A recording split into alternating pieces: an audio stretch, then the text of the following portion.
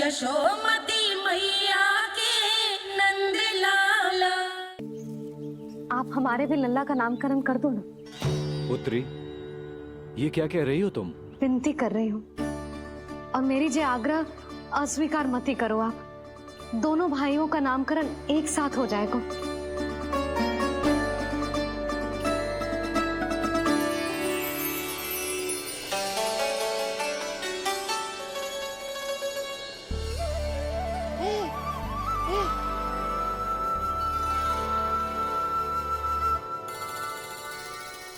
कितने प्यारे और निर्दोष बालक हैं।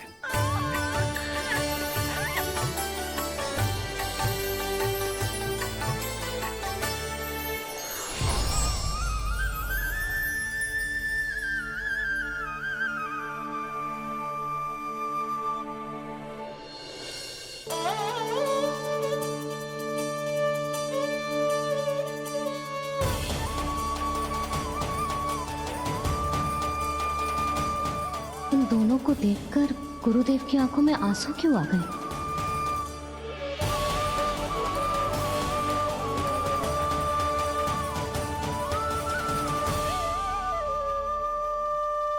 ये क्या कर रहे हैं ऋषिवर? संभालिए अपने आप को, नहीं तो मेरा रहस्य खुल जाएगा आज। अरे ऋषिवर, हाथ मत जोड़िए। इससे पहले कि गड़बड़ हो जाए, अपनी नमस्कार मुद्रा को आशीर्वाद मुद्रा में बदल दीजिए। बात को समझिए, मैंने ये अवतार मैया और लल्ला के अद्भुत संबंध का अनुभव करने के लिए लिया है, पर आपकी भावुकता के कारण यदि मैया को मेरा सत्य पता चल गया तो ये संबंध ही बदल जाएगा।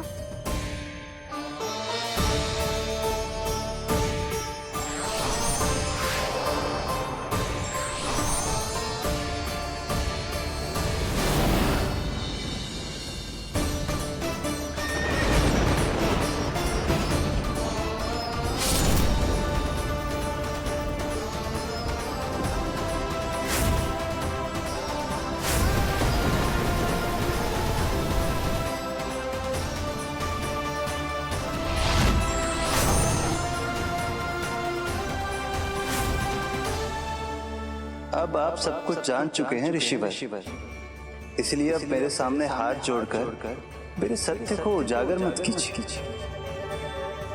अपने शिष्य वसुदेव के पुत्र के रूप में मुझे आशीर्वाद दीजिए।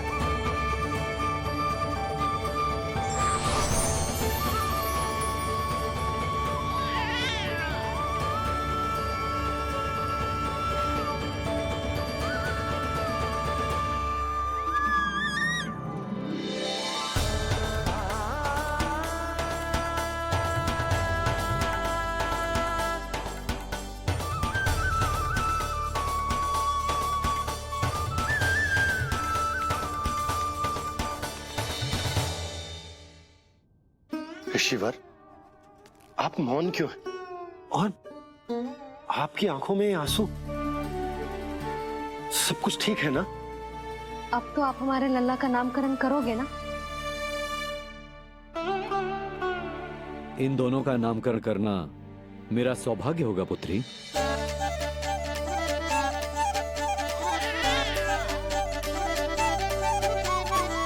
परंतु ये गोपनीय रूप से करना होगा।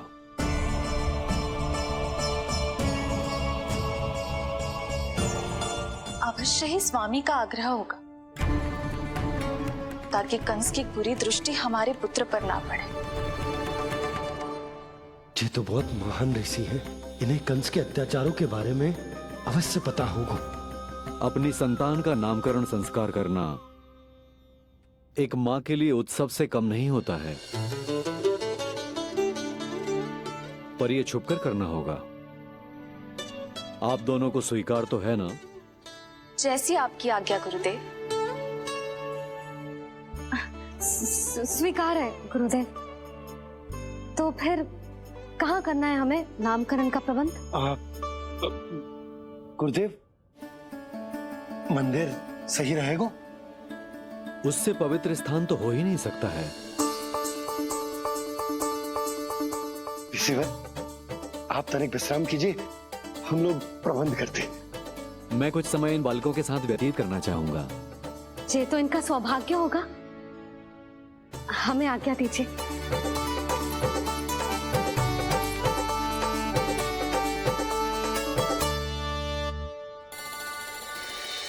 प्रभु, स्वयं भगवान होकर भी आपको बंदी गृह में जन्म लेना पड़ा। अब अपनी मां को छोड़कर दूसरी मां के यहां पलना पड़ रहा है। जब से गोकुल आए हैं छुप छुप कर रहना पड़ रहा है। इतनी नन्ही सी अवस्था में दुष्ट कंस के कितने ही आक्रमणों का सामना कर चुके हैं आप। और जिस उत्सव में सभी सप्तऋषियों और सभी देवी देवताओं को साक्षी बनकर आना चाहिए, उस नामकरण उत्सव को यहां एकांत में करना पड़ रहा है। क्यों प्रभु, इतने कष्टों को सहकर ये अवतार क्यों लिया है आपने? दुष्टों का नाश करने के लिए, धर्म की स्थापना करने के लिए और सबसे अधिक मैया की ममता का अनुभव करने के लिए। पर इसके लिए इतने कष्ट? मानव जीवन लिया है तो कष्ट तो उठाने ही पड़ेंगे ऋषिवर। मानव जीवन की आंच जला रही है, फिर भी आप मुस्कुरा रहे हैं प्रभु। ये कैसा अनोखा अवतार है। आंच में जलकर भी यदि मैं नहीं मुस्कुराऊंगा तो अपने भक्तों को क्या शिक्षा दूंगा मैं? आज एक कंस का प्रकोप है, भविष्य में सहस्रों कंस होंगे और आने वाले युगों में होंगे अनगिनत कंस। उस समय मेरे भक्तों को पता होना चाहिए कि अपने कष्टों को कैसे सहना है और धर्म के पथ पर अडिग कैसे रहना है।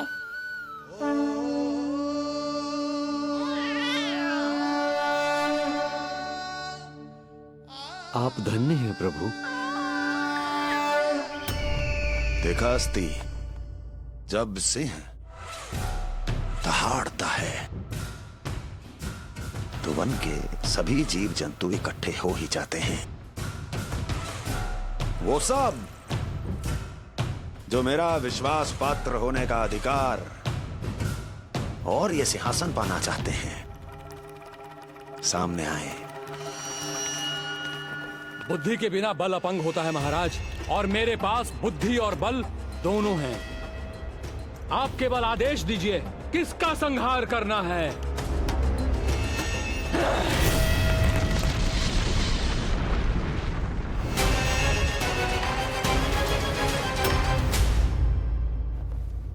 सारी तैयारी हो गई।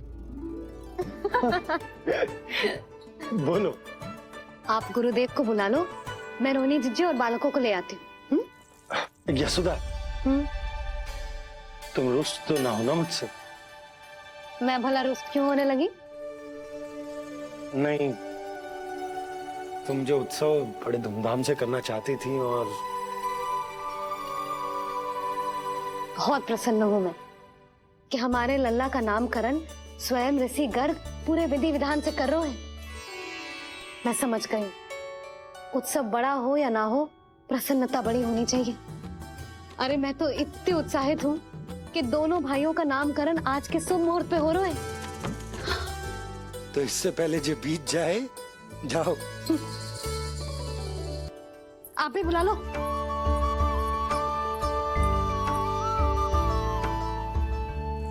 यहाँ सब के सब एक से बढ़कर एक है, तो फिर अपने कार्य के लिए किसका चुनाव सबसे पहले करूं?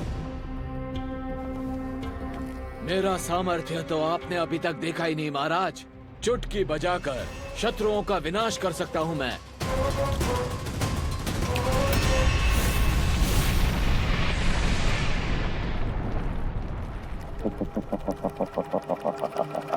वाह! किंतु आपने तो बताया ही नहीं कि करना क्या है। वध, वध करना है, एक नवजात बालक का वध।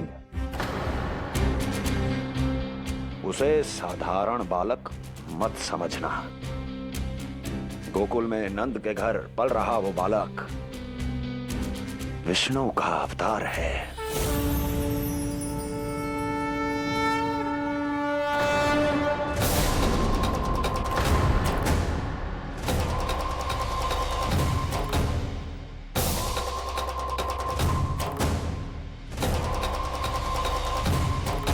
क्या हुआ? इतना सन्नाटा क्यों छा गया? क्षमा कीजिए महाराज, पर मैं नन्हे बालकों के साथ हिंसा नहीं करता। विष्णु अवतार बड़ा छलिया है महाराज, मैं उसका मुख भी नहीं देखना चाहता।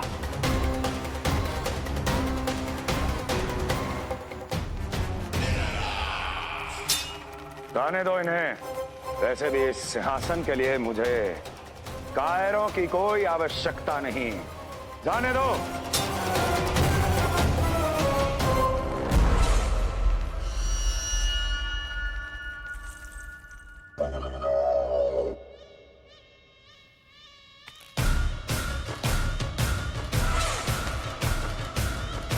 दुर्जन, क्या कहा था मैंने कहा था केवल वही आए जिनके हृदय में साहस का ज्वालामुखी धधकता हो, जिनकी तलवारें पर्वतों का सीना चीरने के लिए व्याकुल हो, जिनकी संकल्प शक्ति इतनी दृढ़ हो कि वो मृत्यु से टक्कर ले जाएं। वही होगा इस सिंहासन का असली अधिकारी।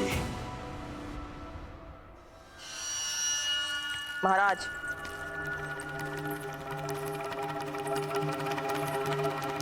ना तो आपके दिए इस सम्मान का कोई मूल्य रह गया है और ना ही आपके भय का।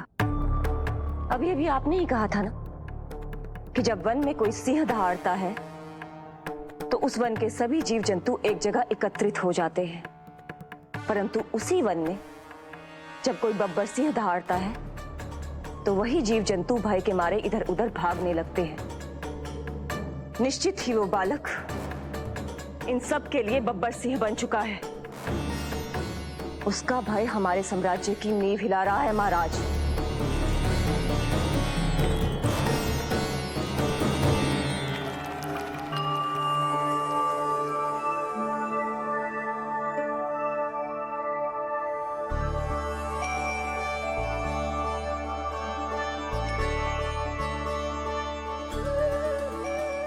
हे नारायण, मेरा मार्गदर्शन कीजिए। हे मां सरस्वती, मुझे आशीर्वाद दीजिए ताकि मैं दोनों बालकों के लिए सर्वोत्तम नामों का चुनाव कर पाऊं।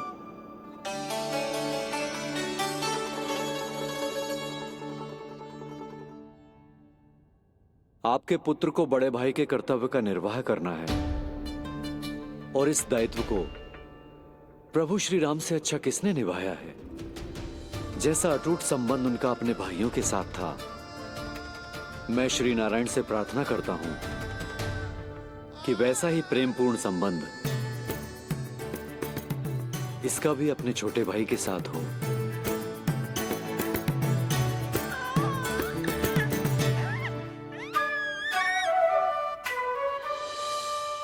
इसीलिए इसका नाम राम हो। इसीलिए इसका नाम राम, इसीलिए इसका नाम राम।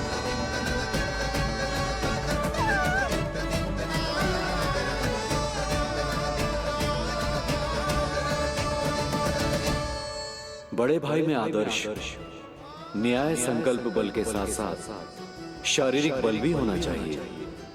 मैं देख पा रहा हूं ये बालक इन सब बलों के लिए जाना जाएगा। इसलिए जो नाम इसके व्यक्तित्व के लिए सबसे उचित है वो है बलराम। बलराम, बलराम।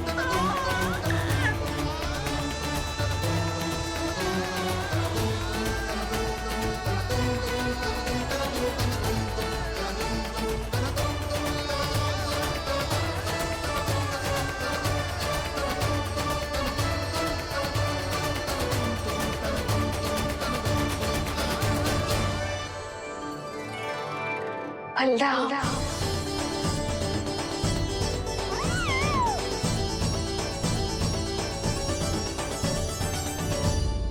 तो फिर उसका नाम बल राम रखना। कैसा अद्भुत संयोग है रिसीवर। जब इसके जन्म की सूचना देने मैं वसुदेव भैया के पास मथुरा गया था, तब उन्होंने भी यही नाम रखा था, बलराम। ये संयोग नहीं, नारायण की इच्छा है नंदराज। बलराम से अधिक उपयुक्त नाम इस बलराम के लिए कुछ और हो ही नहीं सकता है। पर मैं तो दाऊ कहकर ही बुलाऊंगा इन्हें, बलदाऊ।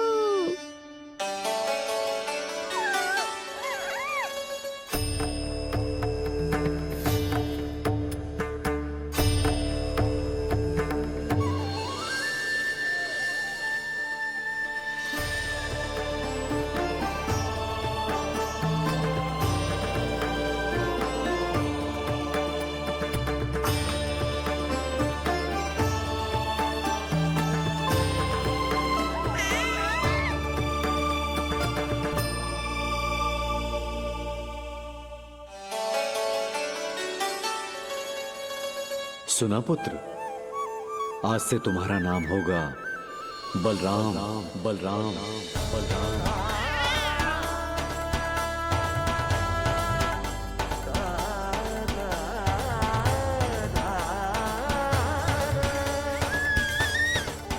गुरुदेव, कितना अद्भुत नाम दियो है आपने इसे। अब मेरे लल्ला को भी ऐसा ही कोई उत्तम सा नाम दे दो।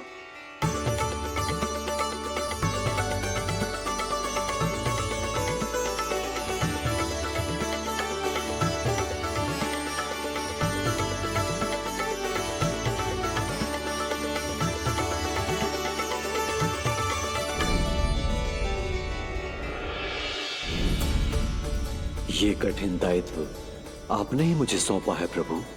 इसे निभाने की क्षमता भी आप ही दीजिए।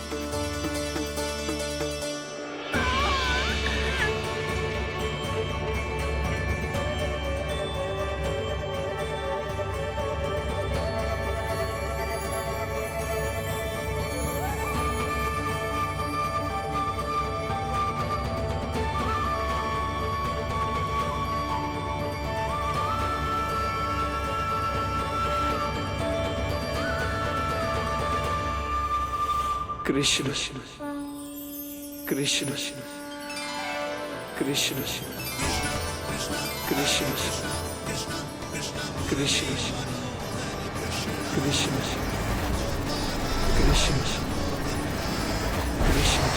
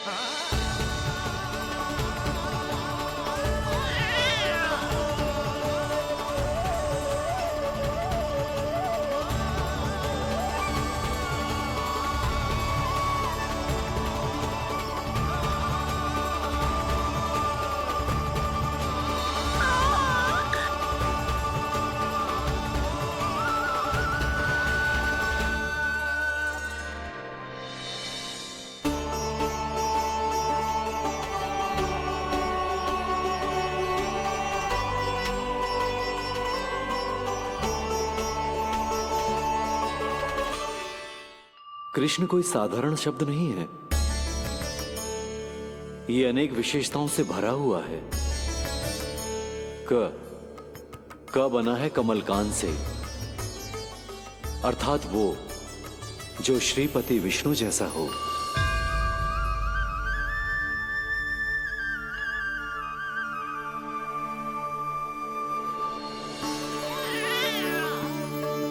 री की उत्पत्ति हुई है श्री राम से, अर्थात वो जो सबके हृदय में बस जाए।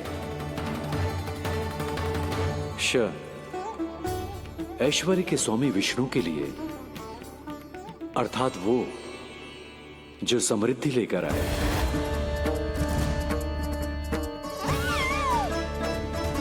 और ना है नरसिंह के लिए, अर्थात वो जो रक्षा करे।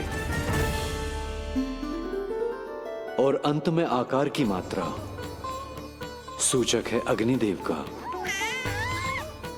अर्थात वो जो स्वयं तप कर सबको पवित्र कर दे।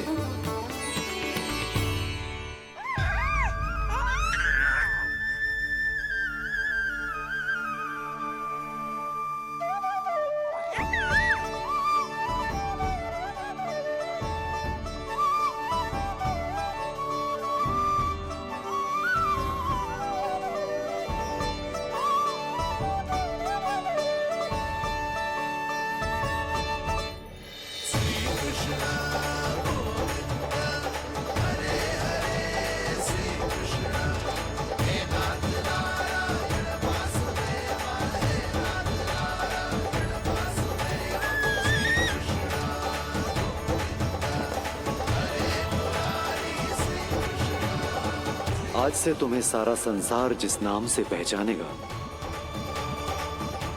वो नाम है कृष्ण। वो नाम है कृष्ण। वो नाम है कृष्ण। वो नाम है कृष्ण। कृष्ण कृष्ण कृष्ण कृष्ण कृष्ण कृष्ण कृष्ण कृष्ण कृष्ण कृष्ण कृष्ण कृष्ण कृष्ण।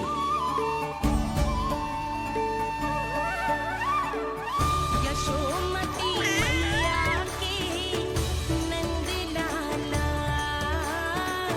यशोमती मैया के नंद लाला।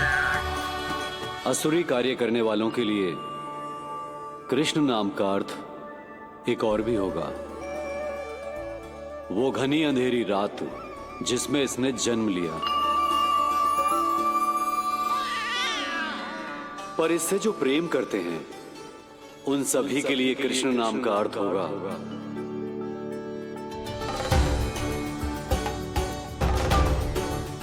अतुलनीय सुंदरता और अथाह प्रेम।